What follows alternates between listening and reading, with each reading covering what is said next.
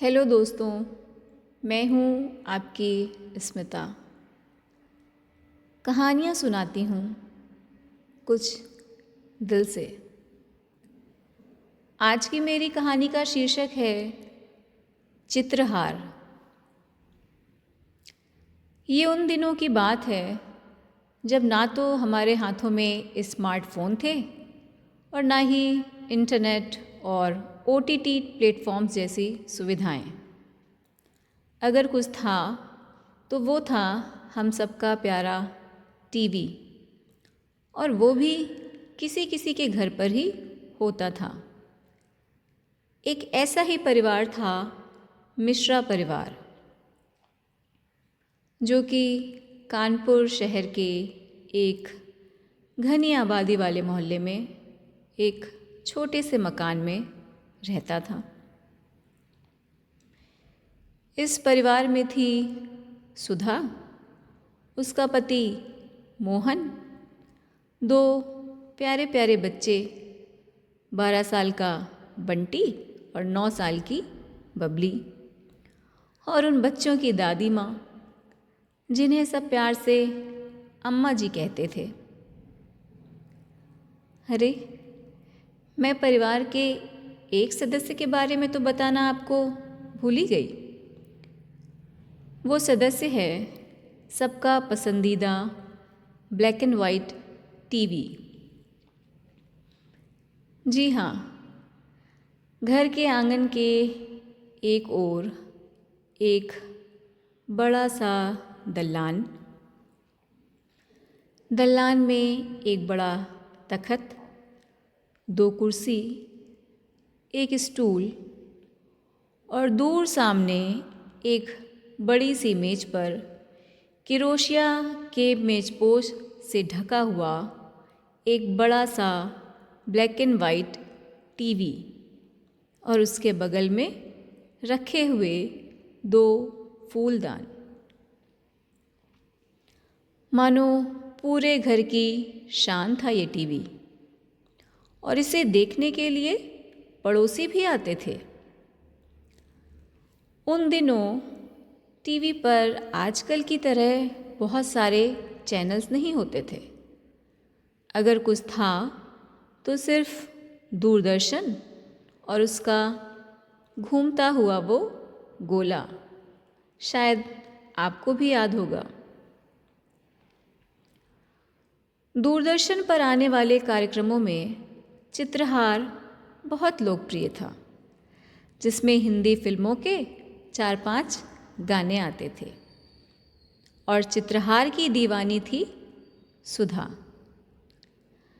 घर के सारे काम काज निपटाकर बैठती थी चित्रहार देखने के लिए, और मजाल है जो इस बीच वो कोई काम कर ले, बस अम्मा जी की डांट से ही डरती थी वो। ऐसी ही शुक्रवार की एक शाम थी जब चित्रहार शुरू होने वाला था। सुधा चौके में से चिल्लाई, अरे बबली, ज़रा टीवी तो चलाओ, चित्रहार आने वाला है। बबली उछलती कूदती अपनी मस्तानी चाल से टीवी की ओर बढ़ी और टीवी ऑन किया। बबली बोली, मम्मी, इसमें तो सिर्फ लाइनें आ रही हैं, चित्रहार नहीं आ रहा है, क्या हो गया टीवी को? सुधा हाथ में कछुली लिए हुए चौके से बाहर आई और टीवी देखते हुए बोली, लगता है बंदरों ने एंटीना घुमा दिया। जाओ जाकर भैया से बोलो, जल्दी से छत पर जाकर देखे एंटीना घुमाए। पड़ोस की कुसुम ताई और उनके बच्चे भी आने वाले होंगे चित्रहार देखने के लिए, तुम जल्दी से चटाई बिछा दो। जी मम्मी, ये कहते हुए बबली ने दल्लान में चटाई बिछाई और बंटी को आवाज़ लगाई, भैया छत पर जाकर एंटीना घुमाओ, चित्रहार आने वाला है, टीवी नहीं चल रहा। बंटी बोला, तुम आंगन में खड़ी हो जाओ, मैं छत पर जा रहा हूँ, जब मैं ऊपर से आवाज़ दूँ तो बताना। बबली बोली, ठीक है भैया। इतने में दादी भी अपने कमरे से स्वेटर बुनते बुनते बाहर दलान में आ गईं और आकर तखत पर बैठ गईं और सुधा को आवाज़ देते हुए बोली, बहू मेरे लिए चाय ले आना।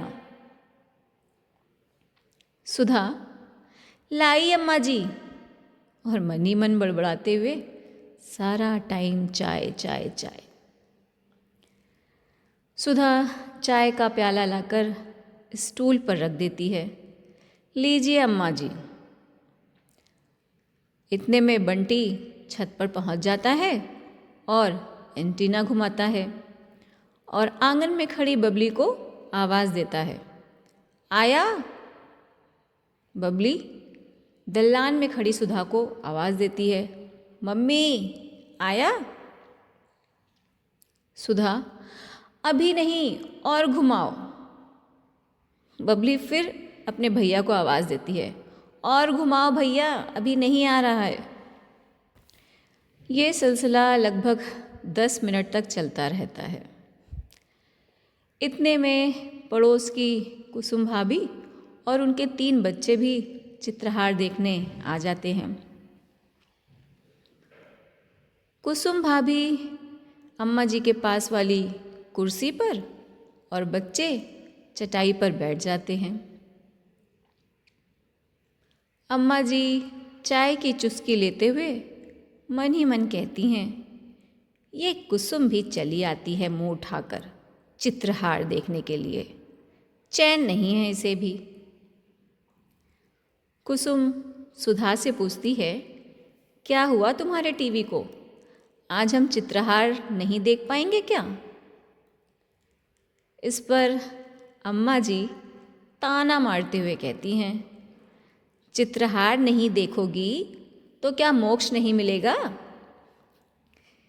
इस पर सुधा कहती है, अरे भाभी, अम्मा जी तो मजाक कर रही हैं, छोड़ो इनकी बातों को। इतने में मोहन भी दुकान से घर आ जाता है।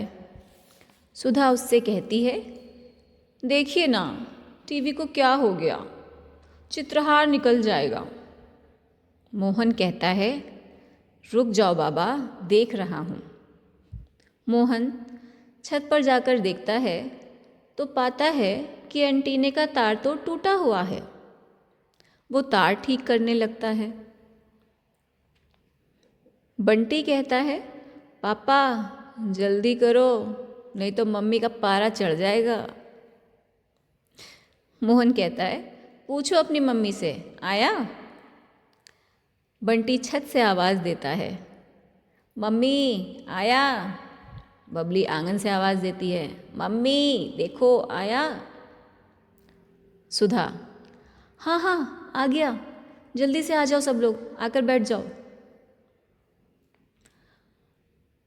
उस वक्त चित्रहार में गाना चल रहा होता है, जिंदगी हर कदम एक नई जंग है।